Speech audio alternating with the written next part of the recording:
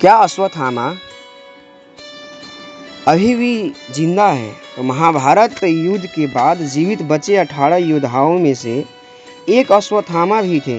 अश्वत्थामा को संपूर्ण महाभारत के युद्ध में कोई हरा नहीं सकता था।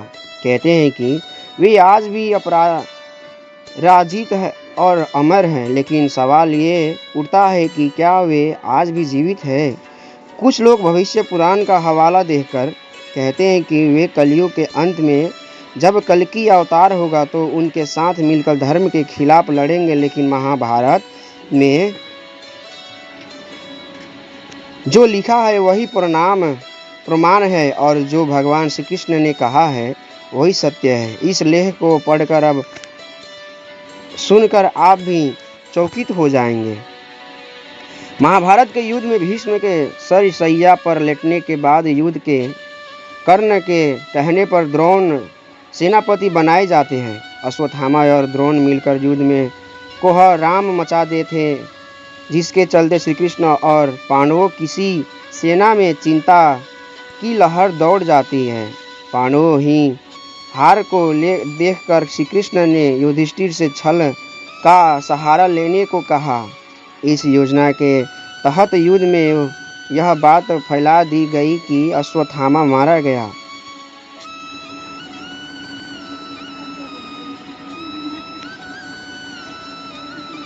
लेकिन युधिष्ठिर झूठ बोलने को तैयार नहीं थे। तब अवंती राज के अश्वत्थामा नामक हाथी का भीम द्वारा वध कर दिया गया। इसके बाद युद्ध में वह बात फैला दी गई कि अश्वत्थामा मारा गया। जब गुरु द्रोणाचार्य ने धर्मराज युधिष्ठिर से अश्वत्थामा के मारे जाने की सत्यता जानना चाही तो उन्होंने जवाब दिया, अश्वत्थामा मारा गया। परंतु हाथी श्री कृष्ण ने उसी समय शंख नाद किया, जिसके शोर के चलते गुरु द्रोणाचार्य आखिरी शब्द परंतु हाथी नहीं सुन पाए और उन्होंने समझा कि मेरा पुत्र मारा गया। ये सुनकर उन्होंने शस्त्र त्याग दिए और युद्ध भूमि में आंखें बंद कर वे शोक में डूब गए। यही मौका था जबकि द्रोणाचार्य को निहत्या जानकर द्रौपदी के भाई धृष्टद्युम्न ने तलवार से उनका सिर काट डाला। ये समाचार अश्वत्थामा के लिए भयंकर रूप से दुखद था। पिता की छलपूर्वक हत्या के बाद अश्वत्थामा युद्ध के सभी नियमों को तोड़कर ताक में रख देता था। इसके बाद वह घोर अपराध करता है। पहला ये कि वह रात्रि में सोते हुए द्रौपदी के सभी पुत्रों की हत्या कर देता है।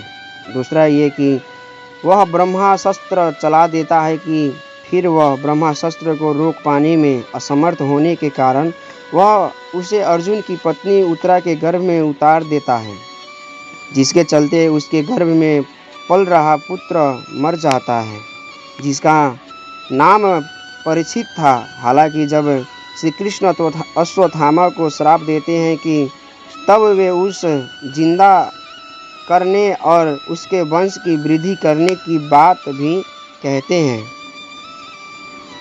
अंत में श्री कृष्ण बोलते हैं, हे अर्जुन, धर्मात्मा सोए हुए असावधान मत वाले पागल अज्ञानी रथहीन स्त्री तथा बालक को मारना धर्म के अनुसार वर्जित है। इसने अश्वत्थामा ने धर्म के विरुद्ध आचरण किया है।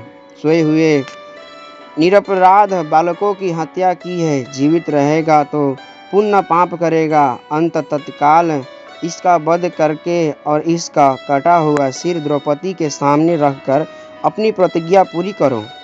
श्री कृष्ण ने इन वचनों को सुनने के बाद भी श्री कृष्ण अर्जुन को अपने गुरुपुत्र पर दया आ गई और उन्होंने अश्वत्थामा को जीवित ही शिविर में ले जाकर द्रौपदी के समक्ष खड़ा कर दिया। पशु की तरह बंधे हुए गुरुपुत्र को देखकर द्रौपदी ने कहा, हे आर्यपुत्र, ये गुरुपुत्र तथा ब्राह्मण है। ब्राह्मण सदा पूजनीय होता है और उसकी हत्या करना पाप है। आपने इनके पिता से इन अपूर्व शास्त्रों का ज्ञान प्राप्त किया है। पुत्र के रूप में आचार्य द्रोण ही आपके सम्मुख बंदी रूप में खड़े हैं। इनका वध करने से इनकी माता कृपी मेरी तरह की कातर होकर पुत्र शोक में विलाप करेंगे। पुत्र से विशेष मोह होने के कारण ही वे द्रोणाचार्य के साथ सती नहीं हुई। कृपी की आत्मा निरंतर मुझे कोसेगी। इनका वध करने से मेरे मृत पुत्र लौटकर तो नहीं आ सकते हैं। आप इन्हें मुक्त कर दीजिए। द्रौपदी के इन धर्मयुक्त वचनों को सुनकर सभी ने उसकी प्रशंसा की। इस पर श्री कृष्ण ने कहा, हे अर्जुन, शास्त्रों के अनुसार प्रतीत ब्रह्मांड का वध भी पाप है और अत्यायी को दंड न देना भी पाप है। अतः तुम वही करो जो उचित है।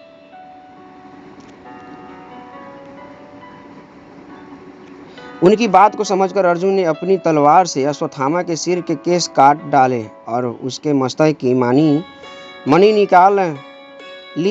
निकल जाने से वह श्रीहीन हो गया। बाद में श्री कृष्ण ने अश्वत्थामा को नराधम कहते हुए बोले, 3000 साल तक कोढ़ी के रूप में रहकर भटकने का श्राप दिया। इस श्राप का वेद व्यास भी अनुमोदन करते हैं कि महाभारत सप्तिक पर्व अंत यहाँ ये सिद्ध हुआ कि श्री कृष्ण ने कलिकाल के अंत तक नहीं, बस 3000 वर्ष तक ही अश्वत्थामा को जिंदा रहकर दुख भोगने का श्राप दिया था। अश्वत्थामा श्राप से मुक्त हो चुका है। शिव महापुराण सप्तरुद्रा संहिता 37 के अनुसार अश्वत्थामा आज भी जीवित हैं और वे गंगा के किनारे निवास करते हैं, किंतु उनका निवास कहाँ है ये नहीं बताया गया है। लेकिन हमारी गणना के अनुसार अश्वत्थामा के श्राप का काल पूरा हो चुका है, क्योंकि यदि हम महाभारत का युद्ध कम से कम 3000 ईस्वी पूर्व होना माने तो अब तक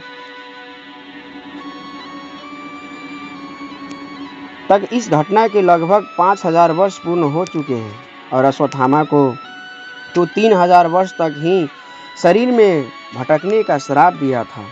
आधुनिक शोध के अनुसार भगवान श्री कृष्ण का जन्म 3112 में ईस्वी संवत पूर्व हुआ था, लेकिन आर्यभट्ट के बताए समय पर भी ध्यान देने की जरूरत है कि वे कहते हैं कि 31 से 37 ईस्वी पूर्व में महाभारत का युद्ध हुआ था।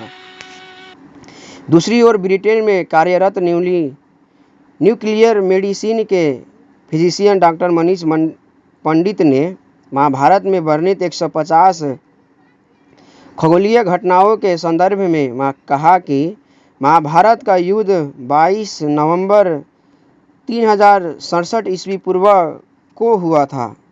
उस वक्त भगवान श्री कृष्ण 55 से 56 वर्ष के थे। उन्होंने अपनी खोज के लिए टेनेसी के मैफिन यूनिवर्सिटी में फिजिशियन के प्रोफेसर डॉक्टर नरही आचार्य द्वारा 2004 और 5 में किए गए शोध का हवाला भी दिया था।